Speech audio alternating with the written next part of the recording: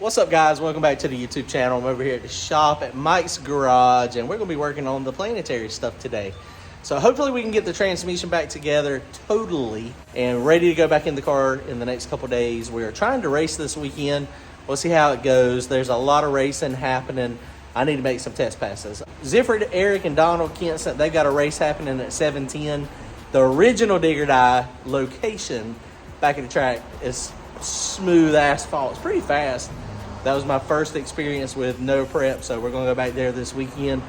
I don't know if we're going to get in the race or not. It kind of depends on how it goes. If it's off the trailer, we might not enter the race just because we've been having so many issues. We got to make sure the transmission is working right. We got to make sure it's going to spool. We changed the stator into converter. We also changing the Planetary. So hopefully this thing is going to pick up and work good, but you never can tell. So we need to make a couple passes before we get in the race. Worst case scenario, we'll be down there testing on that surface and then getting ready. We got a lot of big racing happening soon.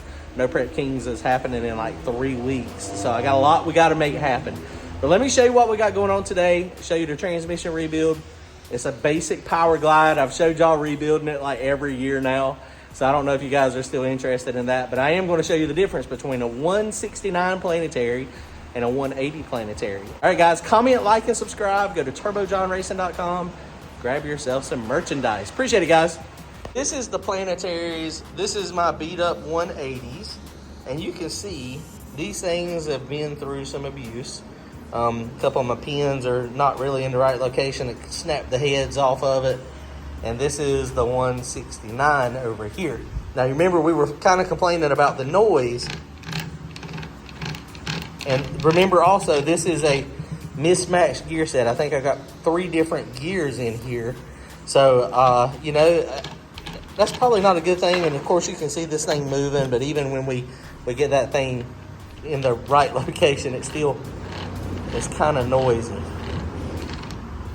Really noisy one way, but not as noisy the other way. This is the 169 Planetary. Super smooth. Just they seem to mesh better, and you can see them moving around. So this is the sun gear. So of course you have to always take the sun gear out. It comes with a new sun gear and a new, I don't even know what it's called. It's the thing that this goes in right here that goes down into the reverse clutches. Call it a hat. Is that a hat? Call it a hat. It's called a hat. So it's a hat. Easy. You just got to take these off. But if you look at the difference, I wanted to show you the difference in the teeth. So you see the 180 is over here and the 169 is over here. Now we could do some math and we could actually count all the gears, but you can see the difference. These are a lot thicker and there's fewer of these than there are over here. It's bigger, like if you were to measure from here to here, we'll count the teeth in a second. But if these definitely are finer than these over here. I kind of understand how a Planetary works, but not really. Kind of, sort of, is black magic. But look at all the teeth. And then when you look over here, look at all these. There is a difference. One of the things I did notice was different. This was on the 180. They put some spot welds back here. On the 169, it does not have spot welds. But if you look, this one's got more teeth than over here. So maybe this one don't need it because it's got more material. Did your 169 have, was it spot welded on the back? Do you remember? All of mine. We checked out the gear and on the back. I mean, we didn't, I mean, we could probably spot weld it. We could clean it and spot weld it easily. Probably wouldn't be that big a deal. We're gonna count the teeth real fast. Let's see how many we got. 20. 21, 22. Okay, 22, okay. Well, and it makes sense that they would be different. All right, guys, well, that is the difference between a 180 Planetary and a 169 that is not beat up. This thing is, like I said, this thing is rough. It's in beat up shape. Sounds rough. That's the reason we went with this one over here. Man, it's amazing. It was sounding rough previously too. So I mean, this is like the 4th build blow up that we've had on this Planetary. This way, you just gained 50 horsepower. That's right. That's probably you're probably right. It guaranteed is going to be easier to turn. So I mean, it might put more power out. Now something else we did. We already got the case over here. I did. Shannon, my buddy, Young, he had a longer drive shaft, so I got that. we got to knock this bearing out back here in the back, knock the bearing, the race, and replace that thing because this is a little wobbly. A couple of y'all pointed out this was not going into the transmission far enough, and I agree. So we're going to change that real fast. All right, let's freshen the transmission with some new Planetaries. Get this thing apart and clean it.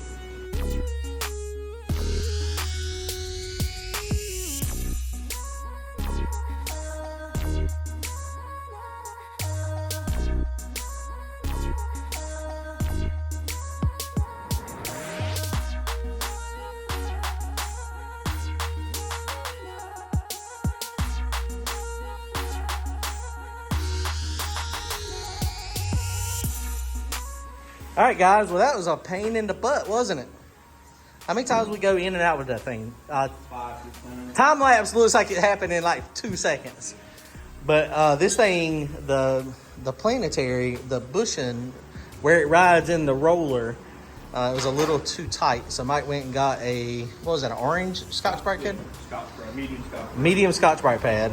And just hand machined it, and then it went right down in there.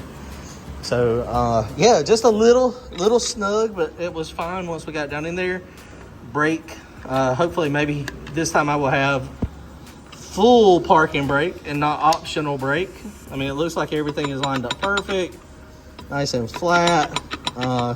That's the problem, is sometimes Powerglide, it don't quite go. It'll get like right there and go, Yeah, mine does it.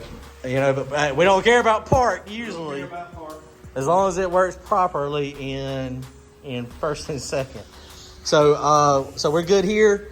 So we're gonna go ahead and put the pump and stuff on it and shoot, man, put the high gear clutch in it, and then this thing will be together.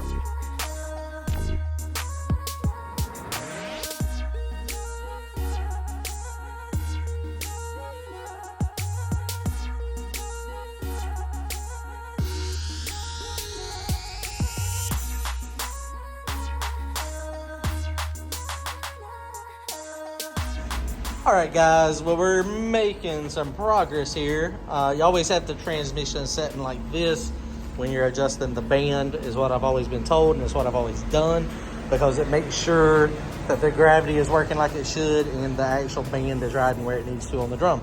So I did finger tight, pretty good. It's supposed to be 70 inch-pounds-ish. I don't think I quite get there.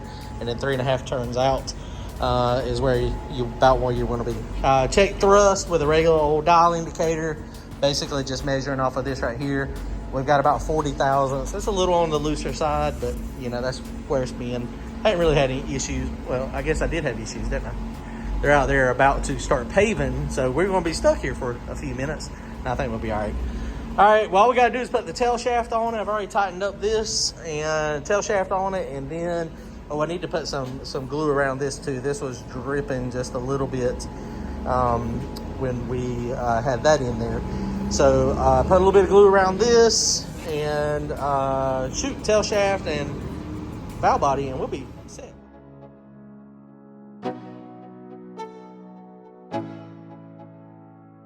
Let's go.